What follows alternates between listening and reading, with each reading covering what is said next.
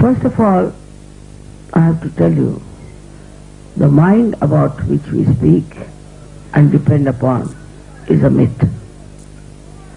There is nothing like mind. Brain is reality, not the mind. Mind is created by us reacting to outside. Either we react to conditionings or to our ego. Thus this mind is created like bubbles on the ocean of reality. But that's not reality.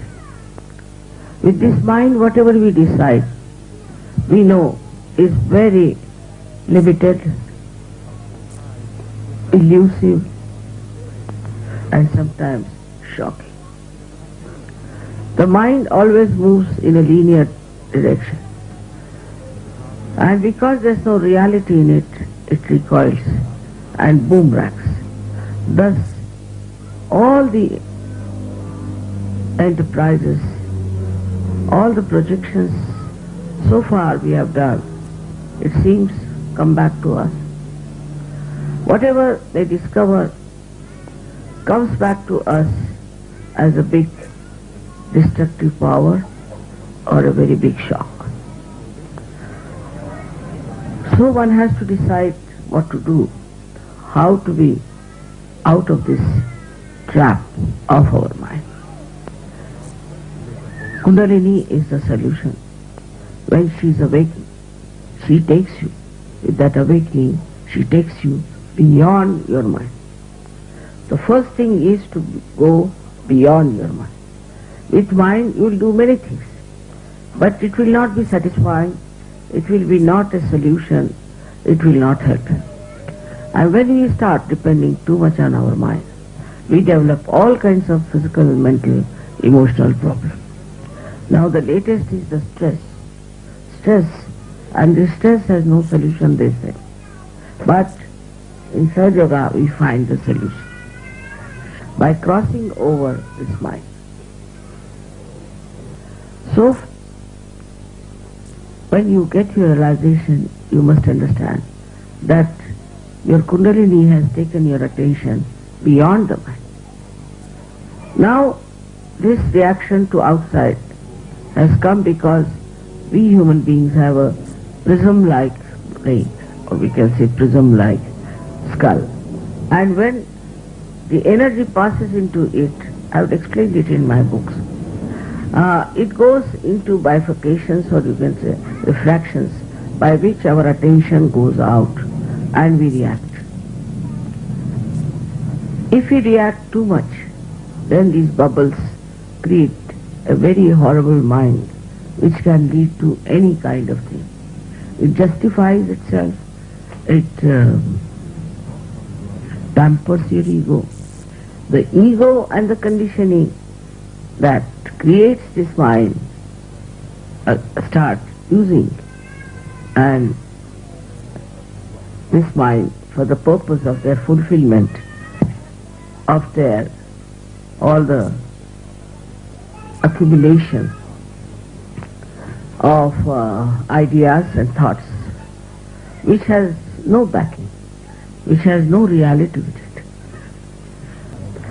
Now the first step is to become thoughtlessly aware, where you cross your mind. You go above your mind. Mind cannot affect you. This is the first stage, as we call it, thoughtless awareness. Second one is where you start seeing the working of this Parama Chaitanya, of this all-pervading power, and you start becoming aware that there is a lot of truth in what Mataji says, that there is this power which works out many things. It works miraculously so many things for you. It gives you blessings, it guides you, it helps you. In so many ways it helps you. It gives you good health, good wealth, and also a very good society. Achieving thoughtless awareness is very simple and easy. But to maintain at that point is difficult. We still react and we think. Anything you see, you react. To get to that point in thoughtless awareness is first to change your attention. So what happens that when you are putting your attention so much to outside all the time, then you must first of all also divert your attention. For example, you see these beautifully made things here. Your attention is something else. Just try to enjoy the beauty of that. See, there are beautiful carpets here. Just look at them without thinking. Because they don't belong to you, so no headache. They belong to somebody else. It's very good. Otherwise, if it belongs to you, you start thinking, oh my God, I've spread them here. What will happen? They have to be insured or some sort of a thing like that. That's common human reaction. But if it doesn't belong to you, you can watch it nicely. Now you watch it and don't think.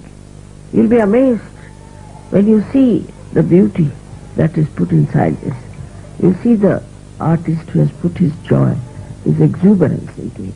And you'll be amazed after realization that this exuberance will fill into you and a cool kind of a relaxation will come into you. And this Kundalini will rise and you will become steady in your thoughtless awareness. So whenever you look at anything, look at any beautiful thing, even say today's election, just watch the man who is elected.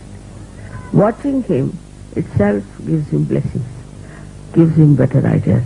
You get also ideas which are coming from reality, which are there.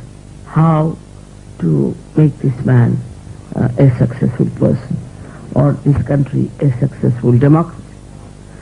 All these things happen when your attention is diverted from criticizing, from reacting.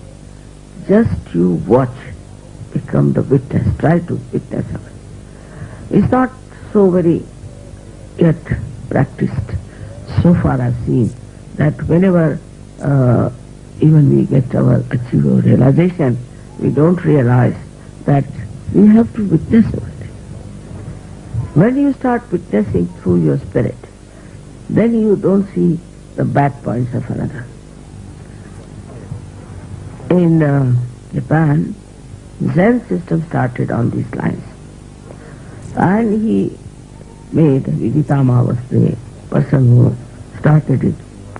He made a garden out of moss, different moss, in very small.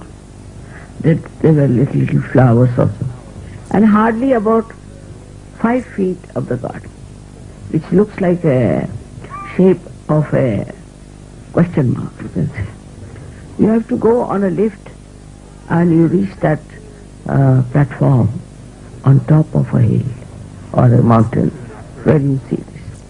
All little mosses are there, and you see differently arranged a beautiful garden. When you start seeing it, your thought stops. Because such a marvelous thing, when you put attention to it, to its creation, your thoughts stop. So you must practice as to find out what stops your thoughts, what makes you the witness. Once you develop this habit, you will station yourself nicely in the thoughtless awareness. Then you start watching how Sahaja Yoga has helped. You can see from the way it is playing around with vibrations around me. You've seen so many photographs of mine where these vibrations are there. Also you've seen the photographs of many Sahaja Yogis sitting before me. On their head my name is written down in Arabic language. You've seen so many ways by which you can find out that there is the play of the divine. Now the mind will still try to say something. Don't listen, just watch. So your whole state, spiritual state, becomes so much blissful. You become so powerful.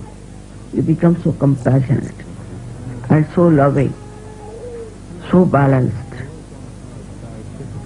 completely cleansed with all the destructive ideas you have, all the depressive ideas you have.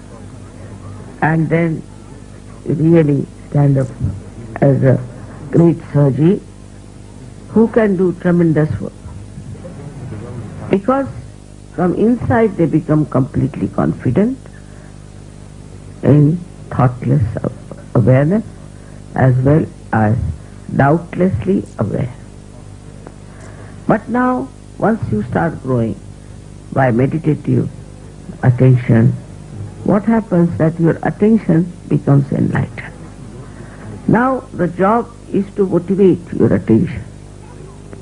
It's not just to enjoy, but to motivate it, to put it to problems.